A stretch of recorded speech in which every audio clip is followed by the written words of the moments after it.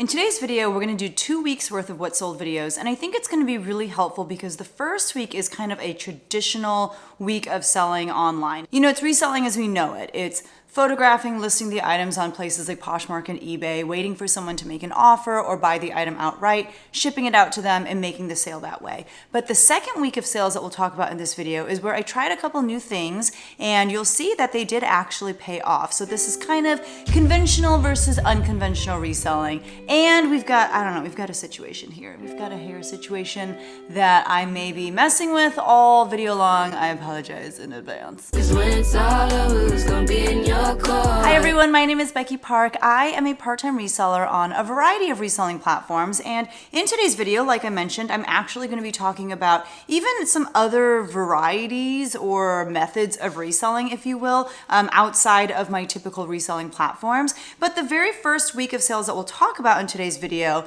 is going to accomplish two things. First of all, it's going to get us through the end of September finally. Well, we can't stand around all day congratulating me. Back to work, everyone. So we'll get into October sales, and it's also going to talk about just kind of normal traditional reselling. And like I've been talking about in previous videos, it has been pretty slow. I think it's for a number of reasons. The main one being that I've been really busy at my full-time job, so I have been putting less into my reselling business. And it shows because in this first week of sales that we're going to talk about, I only sold items on 2 platforms. They are my main platforms, Poshmark and eBay, and I only sold 9 items. So let's talk about those first. The first day of sales was Monday, September 25th, and I sold nothing, nada, zilch, just none of the things sold that day. But on Tuesday, which was September 26th, on Poshmark, I sold this Talbot's blue striped mock neck sweater in a size small petite.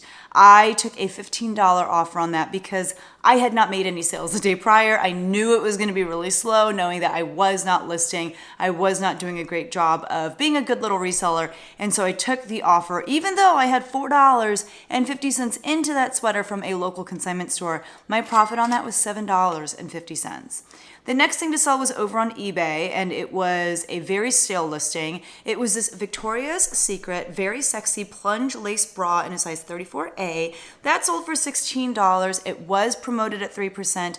I actually got it from a friend of mine, like 2.5 years ago, 3 years ago, before she moved to Chicago. And I think I paid her around $5 for this.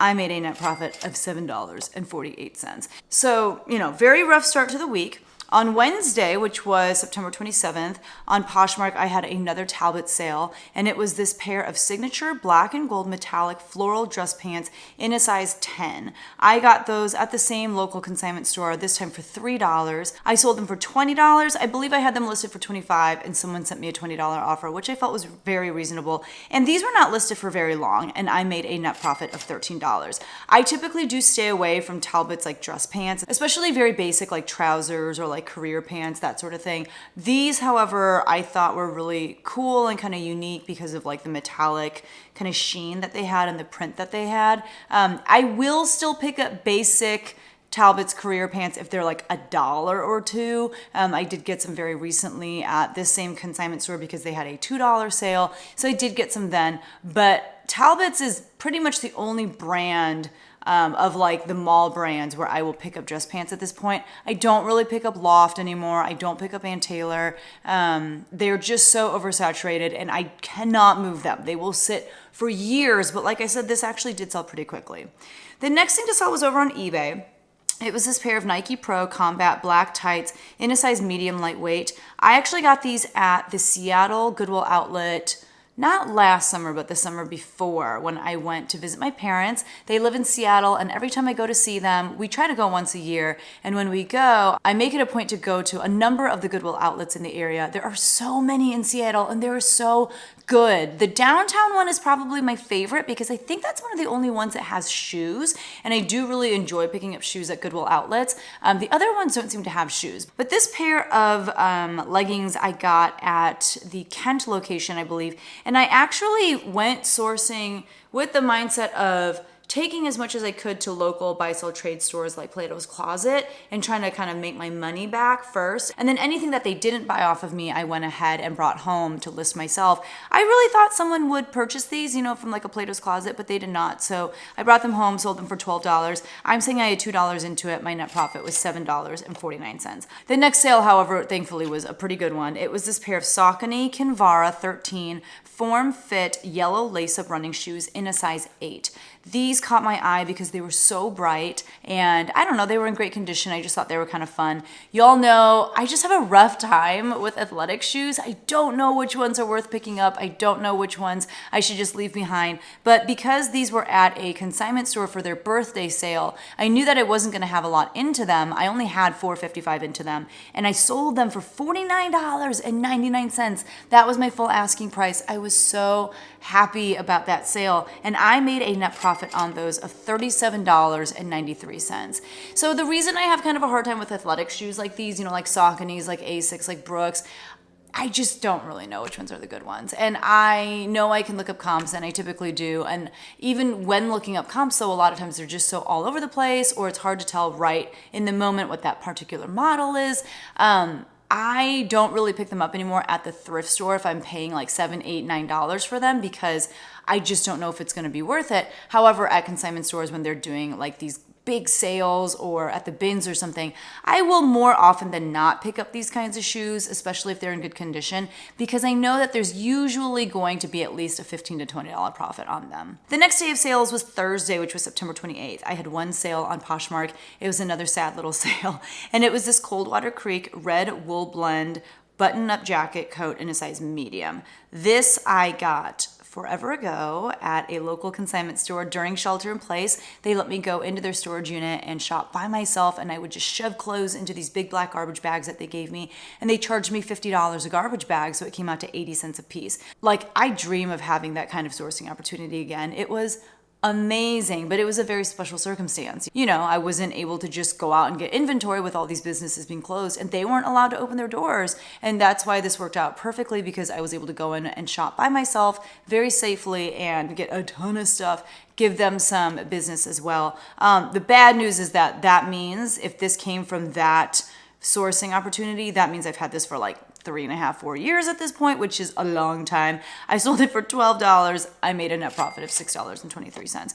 But honestly, from that sourcing opportunity, I probably made close to, I want to say, I don't know, it's got to be at least 10 grand. Like, I got so much stuff, and the majority of it obviously has sold at this point. I'm still selling some of it, but so much stuff. It was very amazing. I'm very pleased with myself still that I thought to reach out to them and that we worked that out the way that we did.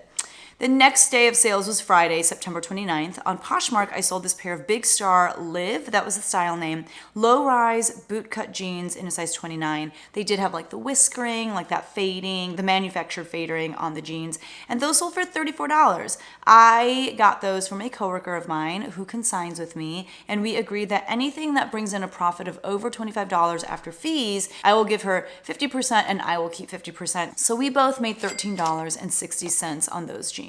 The next day of sales was Saturday, September 30th. I had one eBay sale, and it was this new Captain America Hasbro Marvel Avengers Titan Hero Series 12-inch action figure. This sold for $14.99. I had $2 into them from a garage sale, and I made a net profit of $10.77.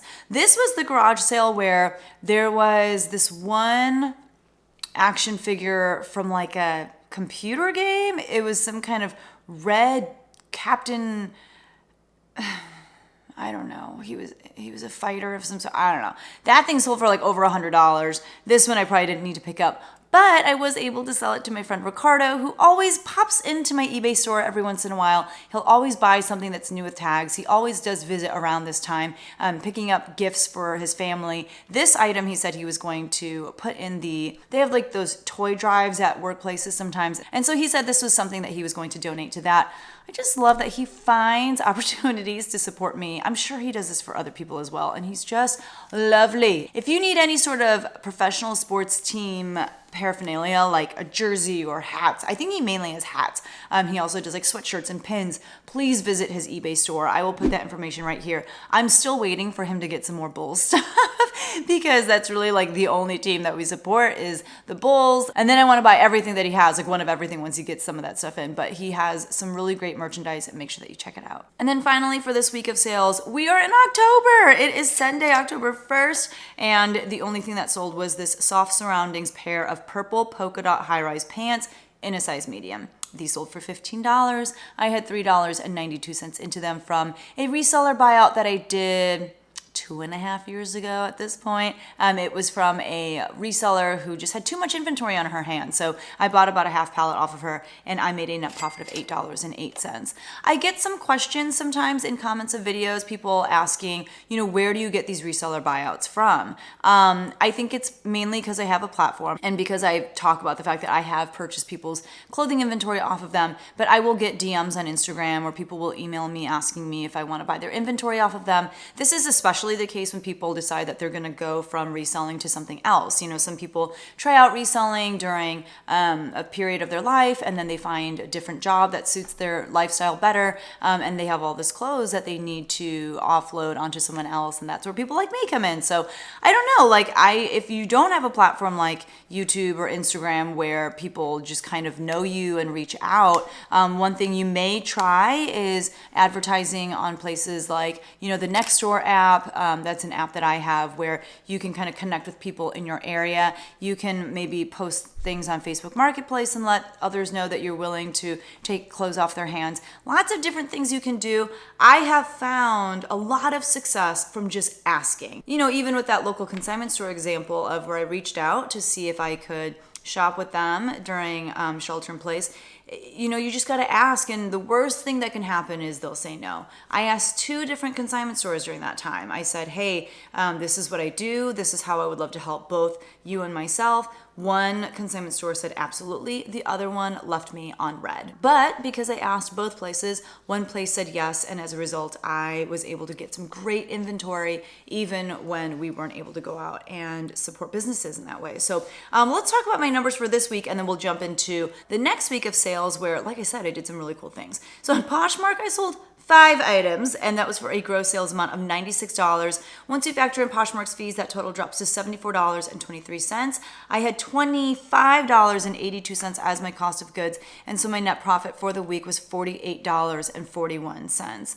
On eBay, I sold 4 items. That was for a gross sales amount of $92.98. Once you factor in eBay's fees and any shipping discrepancies there may have been, that total drops to $77.22. I had $13.55 into those 4 items, and so my net profit for the week was $63.67. So in total for the week, I sold 9 items, and that was for a gross sales amount of $188.98. Once you factor in fees and shipping, that total drops to $151.45. I had $39.37 into those items, and my net profit for the week was $112.08. That is pretty pitiful. That was really sad. But for the month of September, I did a net profit of $1,499.41, which year to date got me to $13,417.51. It's pretty bad. We're tracking very behind what I did in years past, and it's because I'm doing less. I'm doing less, and I'm doing more at work, and I'm doing more about trying to be very mindful about the kind of time that I'm spending with my kids, trying to be fully present versus half working, half listening to what they're saying. And even still with me being mindful of it and trying very hard to be fully present. It's still hard, but they're doing a lot more now that requires a lot more of me. Things like piano lessons, for example, they really like it when they practice when I sit next to them and watch them and give them feedback and correct them. And I can't be listening while I do that. So, there's a lot less time in the day for me to do the things that I want to do. But that's okay. I am a mom and wife first and foremost. My family comes first. And if that means my side hustle suffers a little bit, that's all right. All right, so now let's talk about the first full week of October. This is where on Wednesday especially, I did some things, and we'll get there when we get there. But Monday the 2nd on eBay, I sold this Denim & Supply Ralph Lauren utility brown plaid button-up shirt in a size large. This was actually super cute, and I did a reseller buyout earlier this year in May. I know I said I wasn't going to do any in the year 2023, but the reason I did it for this person is because they were moving jobs. They just needed the stuff out of their house. And I looked at it as like I was helping them. It wasn't even like, oh, I'm going to get some great stuff, because I knew a lot of it was kind of like, but I knew I was gonna make money off of it, and it was fine. But this particular item sold within a week of being listed for $25. I had $3.85 into it, and so my net profit on that piece was $17.60. On Tuesday, which was October 3rd, on Poshmark, I sold this Talbot's black and white gingham cropped pair of high-rise pants in a size 14 petite. These sold extremely quickly as well, I feel like. I listed these not too long ago. And I just talked about how I don't pick up career pants from Talbot's, but these I didn't think were like super basic. They weren't just like gray or black pants, but they had like a nice gingham print. I didn't feel like they were super appropriate for the season either. These to me are more of like a spring or summer pant, but they sold on October 3rd. They sold for $29. I had $5 into them from a local consignment store, so my net profit on those was $18.20. The next thing to sell was over on eBay. It was this H&M divided open knit crew neck sweater in a size extra small. Why did I even list this? I don't know, but it was from like 4 years ago. It finally sold via offers to watchers for $5.90, and my net profit on that was $4.04. I think someone gave it to me for free to list, and I just listed it and didn't really need to do that with my time, but here we are. The next thing to sell was this pair of So Slimming by Chico's white and blue iCat print skinny jeans in a size 000, which according to Chico's is a size extra small. There were many reasons that these weren't going to do very well for me, the main one being the size. Chico's is a mall brand, and while they do carry all sizes, I do feel like it is their bigger sizes that do well. That's just kind of more their clientele. And so this I knew I was going to sit on for a while. And I don't know, I probably had them listed for around 2 years. They finally sold for $15. They were from the reseller that I bought a half pallet of clothing off of. And so I had $3.92 into these, and my net profit was $7.97. So the next day of sales is where things got a little interesting, and that is because this particular week in my town was a pop-up consignment sale. I talk about this all the time. It is where I get the best stuff. So if you saw this haul video right here, I talked about, picking up brands like Magnolia Pearl and Dress to Kill and Jada Gypsy and Cynthia Ashby, all these great brands, a lot of like login look type brands, but I can always count on this pop-up consignment sale to have some pretty great pieces for my reselling business. Now, I do have to be prepared to pay up because I do feel like every year people are pricing a little bit higher. But last year I started to consign for this particular sale myself. Things that I had in my house that I was like, I don't want to list this. Things that maybe weren't going to sell at Plato's because they were more mature brands like Chico's or Talbot's or Loft, those kinds of brands, or even like Nordstrom brands. And I had a lot of excess stuff from reseller buyouts. Now, so far this year, I have purchased 2 reseller buyouts. The first one was in May, and that is where that Denim & Supply shirt came from. And what I did was I went through every single item that she gave me, and I pulled out things that I did not want to list myself. Those were the things that I put in boxes and bins for this consignment sale that was happening this week that I would consign for that. It does take a little bit of time. You have to fill out a little tag with like what the item is and how much you're going to charge for it and whether or not you're willing to let it go for half off on half off day. But I would say it's about 30 to 45 seconds per item, and I don't have to photograph anything. I don't have to like list anything. I just have to fill out a little tag and like use the little, what is that? Like the little tag gun to attach it to the garment itself. So I did that for a lot of the items that I purchased from this reseller in May. I didn't even bother listing them. I just put them in a bin and waited until this week to go ahead and sell them at this consignment sale. Now for the other reseller buyout, I'm actually doing an unboxing of that buyout live on Whatnot. And I'm just going to unbox that buyout until I get to the end of it through the end of the year on Whatnot. And so if you want to check out what I got there and get first first dibs at whatever is in there. I do have my Whatnot link down in the description below. If you use it, you get like $15 of Whatnot credit to shop with, whether that's with me or with someone else.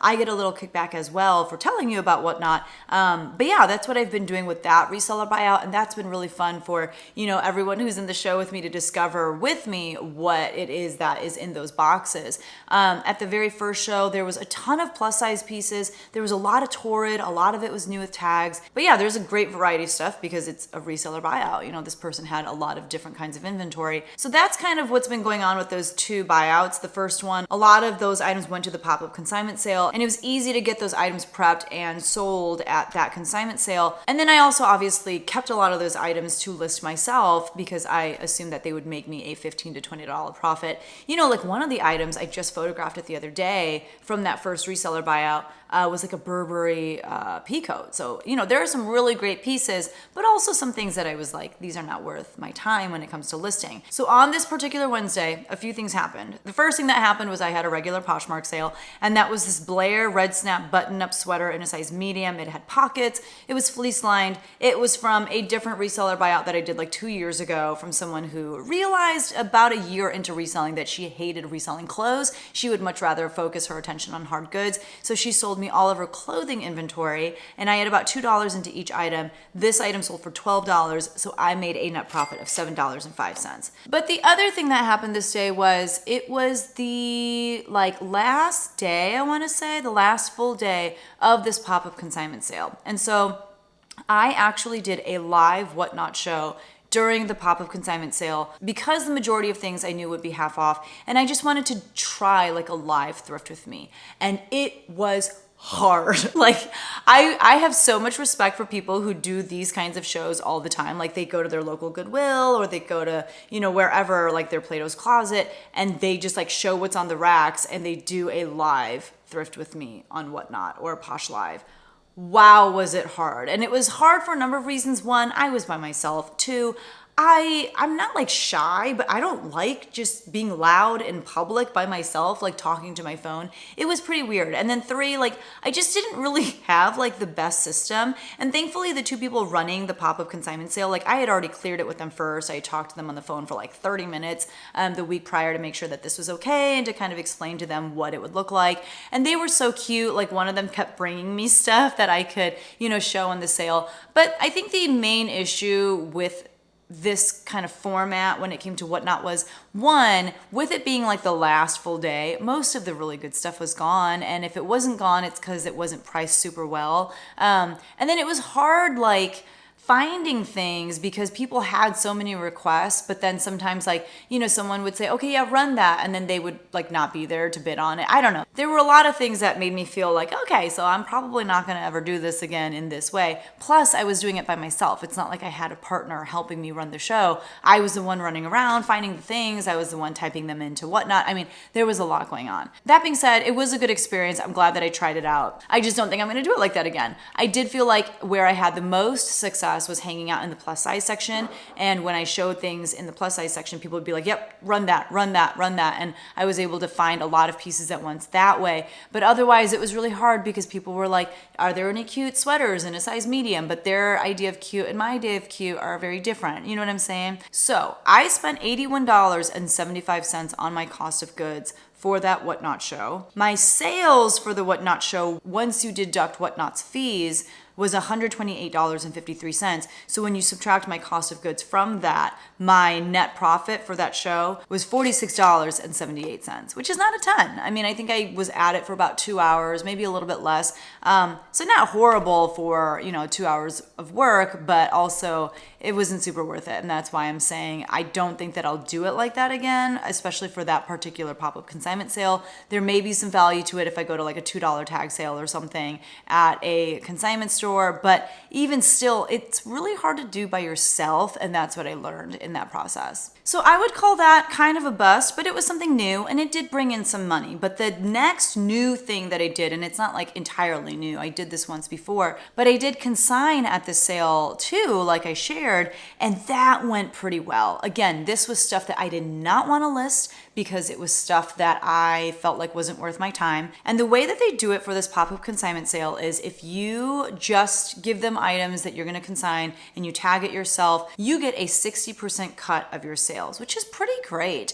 You can earn more if you sign up to like work and, you know, set up or tear down after the event is over. I chose not to do that because I didn't really have that much time, and because like just getting another like 5% wasn't really going to make a huge impact on the amount that I took home.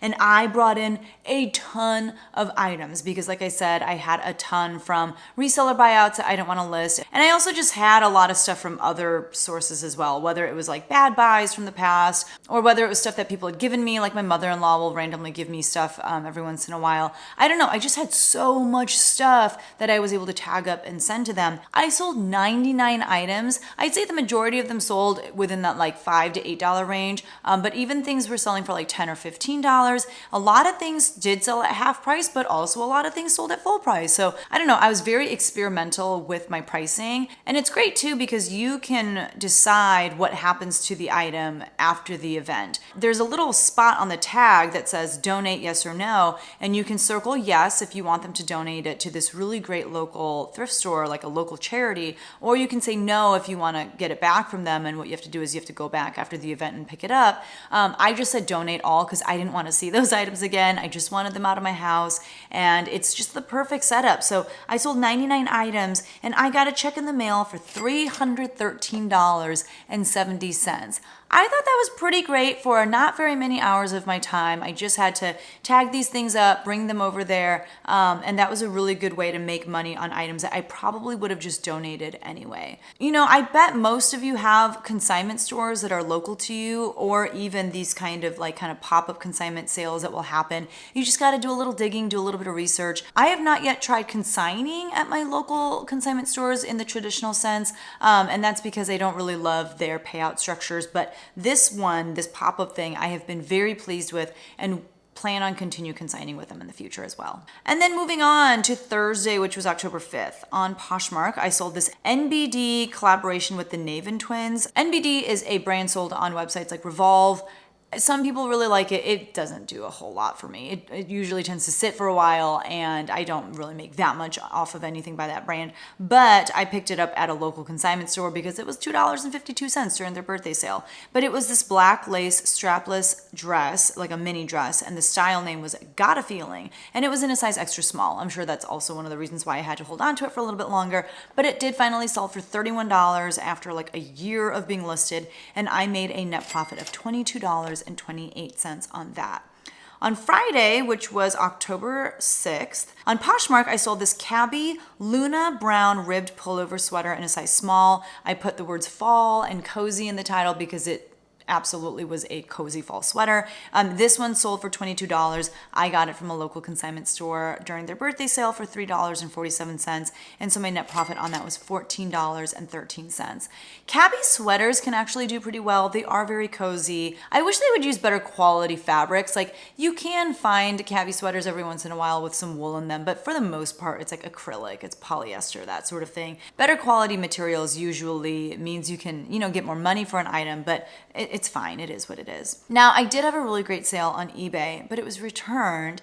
It was my fault, but I would love your advice on this. So it was this pair of Donald J. Pliner boots, and I did not test the zipper before I listed it, and apparently the buyer got them and the zipper was broken, which obviously is on me, right? So I did the right thing. I accepted the return. Not even accepted, like they were able to just force the return, even though I accept returns because they opened it up as item not as described because the zipper wasn't working. That's fair. I'm not going to fight them on that, right?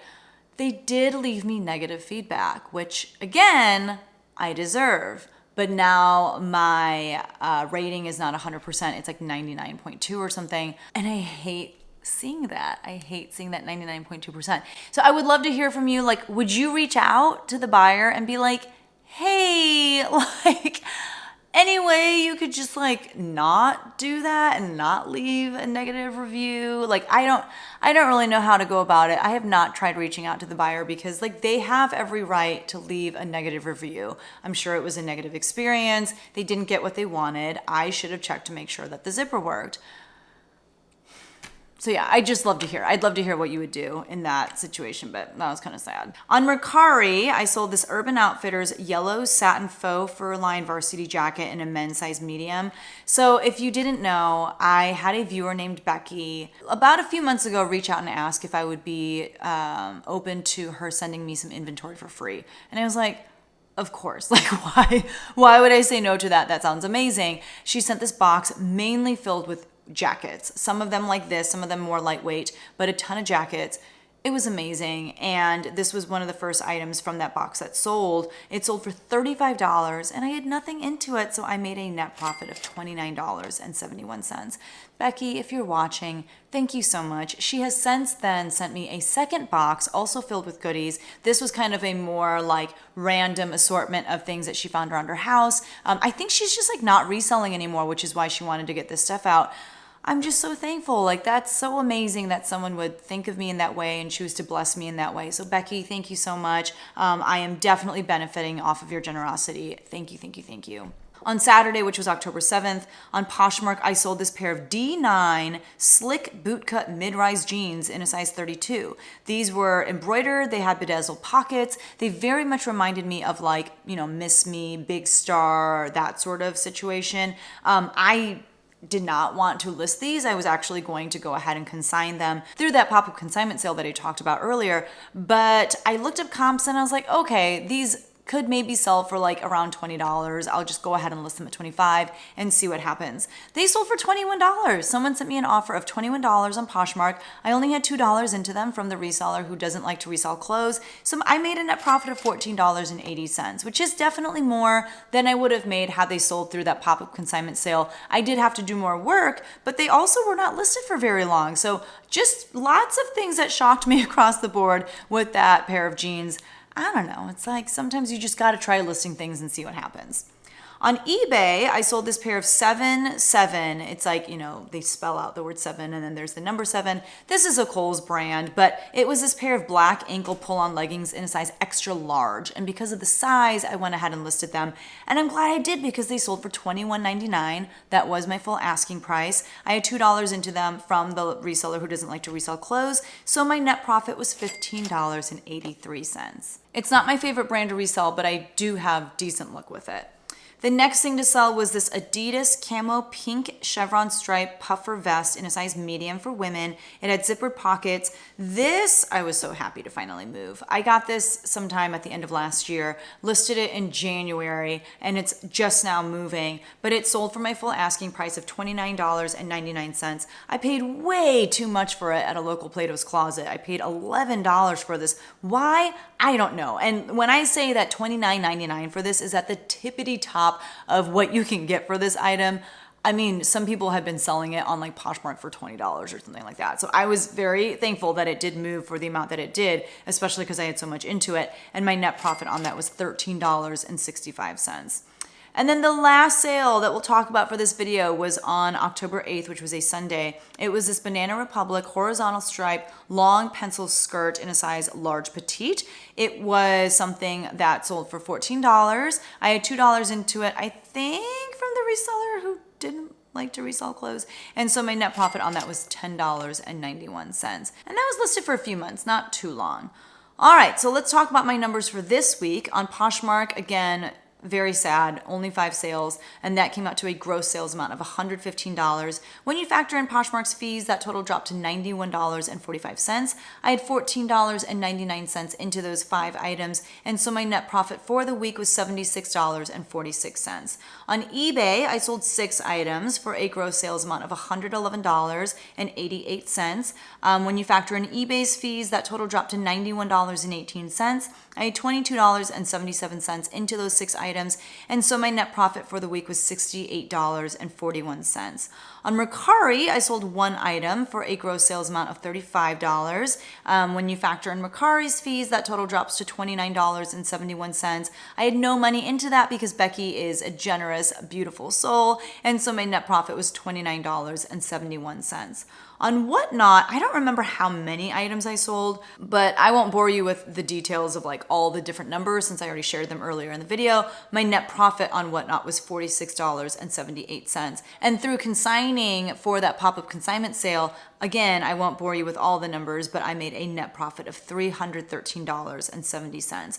So had it not been for Whatnot and the fact that I consigned through that pop-up consignment sale, my net profit for the week would have again been under $200. But because of those two things, I was able to squeak out an over $500 profit. So my net profit for the week was $535.06, which is a lot better than $174.58. So what I learned from this week of sales is that there are a lot of ways to sell things. There is the traditional photograph it, list it, ship it yourself sort of way. But then there are things that you can do, especially with stale listings or things that you have in your home that you just know are not worth your time. I would look to see if there are local consignment stores in your area or local pop-up consignment sales. I know there's also a children's pop-up consignment sale that comes through my town twice a year that I have consigned at and also went shopping at before when my kids were younger. There are just lots of really great ways to move inventory, whether it is stuff that you're expecting to get a lot for or stuff that, you just want out of your house and you want to get maybe like $1 or $2 off of them. Again, with the example of things that maybe are not worth a ton, you could even just throw all those things in a bag and send them to ThredUp or to Swap. There are lots of ways to at least make a little bit off of the clothing that you have in your home instead of just donating it. And donating it is not the worst thing to do with your clothes as well. You're helping a local charity and it's a write-off. So, there are lots of things you can do if you're feeling overwhelmed with the amount of items in your home, with the amount of things in your death piles. Try running a Whatnot sale and move a lot of pieces at once, or try consigning with your local consignment store, or being a part of a pop-up consignment sale. You never know what's going to happen. You never know what kind of money you can make. And I know that by trying some kind of untraditional reselling methods this week, I was able to put a little bit more money in my bank account and move a ton of stuff, which felt really great. So that was everything that sold for me this week. If you enjoyed this video, please don't forget to hit that like button on your way out. I would so appreciate that. Thank you guys so much for your support, and I will see you guys in the next one. Bye.